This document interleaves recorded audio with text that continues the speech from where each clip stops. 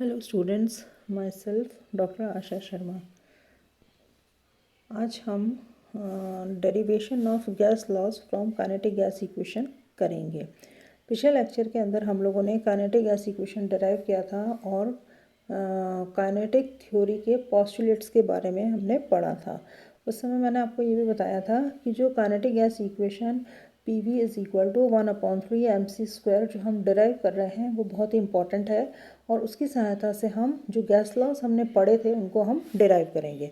तो इस लेक्चर के अंदर आज हम यही पढ़ते हैं कि जो हमने गैस लॉज पढ़े थे काइनेटिक गैस इक्वेशन की सहायता से उनको हम किस तरह से डिराइव कर सकते हैं। तो सबसे पहले हम डिराइव करेंगे बॉयल्स लॉ। अब देखिए, जैसा कि आप लोगों को पता है कि जो काइनेटिक गैस इक्वेशन है वो क्या होता है, PV is equal to 1/3 mc² के बराबर होता है।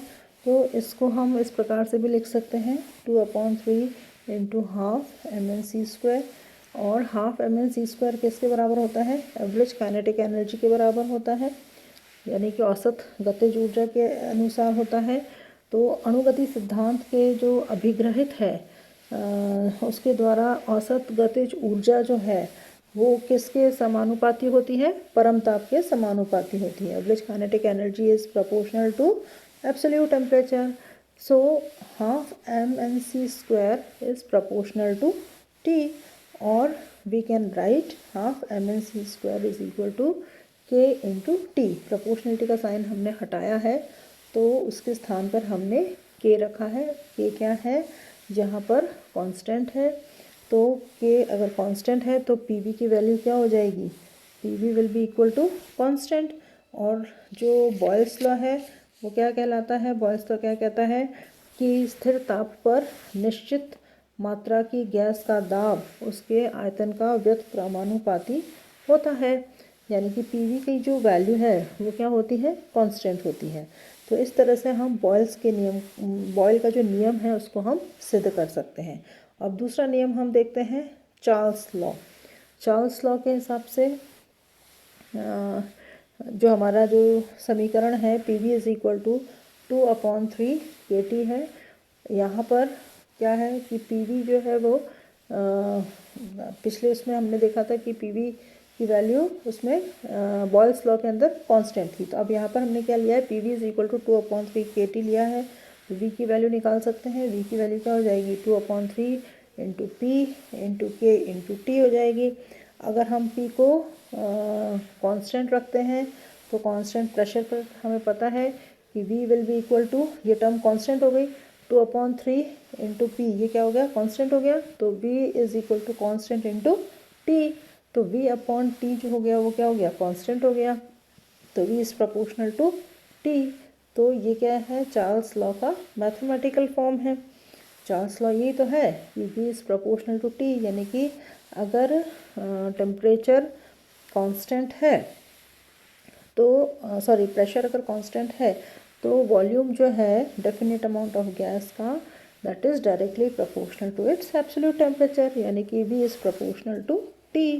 स्थिर दाब पर किसी गैस के निश्चित द्रव्यमान का आयतन उसके परम ताप के समानुपाती होता है, और ये हमने यहाँ पर सिद्ध कर दिया, V is proportional to T। तो इसलिए यहाँ पे हमारा ये जो लॉ है ये प्रूव होता है। नेक्स्ट अगर हम लॉ देखें तो नेक्स्ट लॉ कौन सा है हमारा, नेक्स्ट लॉ है हमारा एवोगैड्रोस लॉ, एवोगैड्रो का नियम। अब जो एवोगैड्रो का नियम है, इस नियम के अनुसार समान दाब एवं ताप पर सभी गैसों के समान आयतन में गैस के मोलों की संख्या अथवा गैस के अणुओं की संख्या समान होती है। यह हमने पढ़ा था कि according to this law, under similar conditions of temperature and pressure, equal volumes of all the gases possess same number of molecules और same number of moles।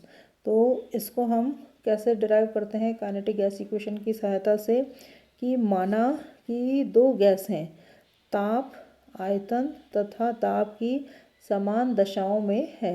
Assuming two gases are at similar conditions of temperature, pressure and volume, इनके अणुओं की संख्या क्रमशः N1 तथा N2 है, जबकि द्रव्यमान M1 तथा M2 है। The number of moles are N1 and N2 while M1 and M2 are their masses respectively. If C1 and C2 are RMS velocities of the molecules of the two gases, यदि C1 एवं C2 gas अणुओं के वर्ग माध्य मूल वेग हो तो क्या होगा, PV की वैल्यू हो जाएगी 1/3 M1 N1 C1 square and PV will be equal to 1/3 M2 N2 C2 square. Therefore इन दोनों इक्वेशंस को हम कंपेयर कर सकते हैं, तो ये हो जाता है 1/3 M1 N1 C1 square that is equal to 1/3 M2 N2 C2 square. Now अब चूँकि दोनों गैसेस का टेम्परेचर सेम होता है, तो इन मॉलिक्यूल्स की जो एवरेज काइनेटिक एनर्जी है वो भी क्या होएगी, सेम होएगी। तो अगर इनकी एवरेज काइनेटिक एनर्जी सेम होएगी तो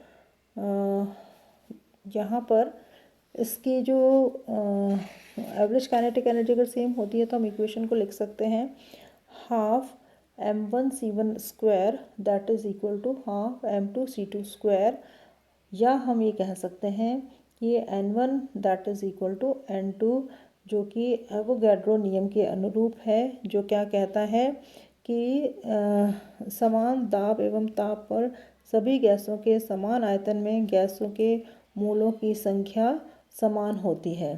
तो N1 is equal to N2 that is proved, ये एवोगैड्रो लॉ है। अब हम नेक्स्ट एक इम्पॉर्टेंट छोटा सा एक डेरिवेशन है जो हम पढ़ेंगे, जो कि काइनेटिक एनर्जी और टेम्परेचर के बीच में है, और ये बहुत ही इम्पॉर्टेंट है, छोटा सा डेरिवेशन है। वैसे हम इसे कहते हैं मैक्सवेल्स जनरलाइजेशन। मैक्सवेल का व्यापकीकरण का सिद्धांत कहलाता है ये निष्कर्ष इसका। तो ये गतिज ऊर्जा और ताप के बीच में संबंध है, क्या है ये हम देखते हैं कि यदि एक गैस के अणु का भार m है और उसका वर्ग माध्य मूल वेग c हो, तो अणु की जो औसत गतिज ऊर्जा है वो कितनी होगी, हाफ mc स्क्वायर होती है। If m is the mass of gas molecule and its root mean square velocity is c, then kinetic energy of the molecule will be half mc square. अब जो अणुगति का जो सिद्धांत है उसके अनुसार अणु की औसत गतिज ऊर्जा ताप के साथ बढ़ती है, अतः ताप की व्याख्या औसत गतिज के रूप में की जा सकती है। According to kinetic theory, average kinetic energy of a gas molecule increase with temperature, so the temperature can be expressed in the form of kinetic energy. अब ये देखिए, ये काइनेटिक इक्वेशन है। काइनेटिक गैस इक्वेशन क्या कहता है, PV is equal to 1/3 MnC square.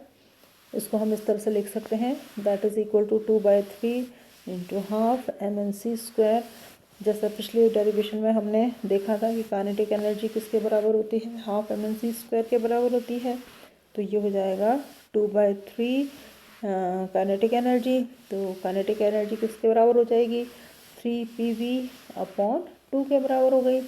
तो हमें पता है कि जो आइडियल गैस इक्वेशन है, आइडियल गैस इक्वेशन क्या होता है, PV is equal to nRT होता है, और 1 मोल अगर गैस है तो ये हो जाएगा PV is equal to RT।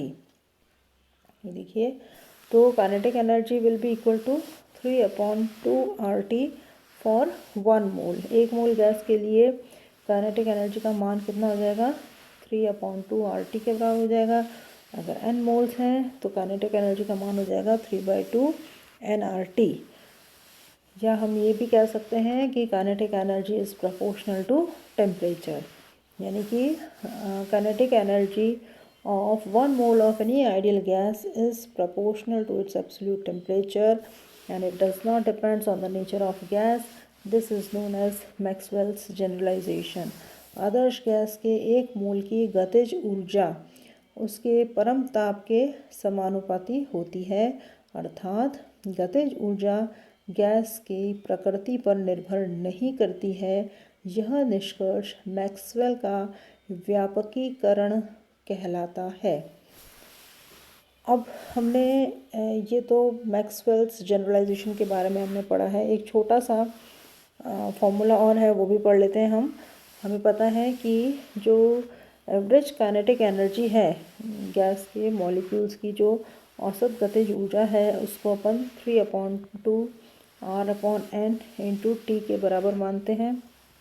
That is equal to R/n को हम k से रिप्लेस करते हैं। k जो है यहाँ पर क्या है, ये कहलाता है बोल्ट्जमैन कांस्टेंट। और इसकी जो वैल्यू है, अगर हम इसकी वैल्यू कैलकुलेट करना चाहें तो आप इसकी वैल्यू कैलकुलेट कर सकते हैं। k का मान कैसे निकालेंगे आप, R/n के बराबर। r है हमारा गैस कांस्टेंट, n है एवोगैड्रोस नंबर। r का मान क्या रखेंगे आप, 8.314 जूल्स पर केल्विन पर मोल। और n की वैल्यू आपको पता है 6.023 इंटू 10⁻23 होती है। तो इससे k की जो वैल्यू है वो आ जाती है 1.38 इंटू 10⁻23 जूल्स पर केल्विन पर मोल। Thank you.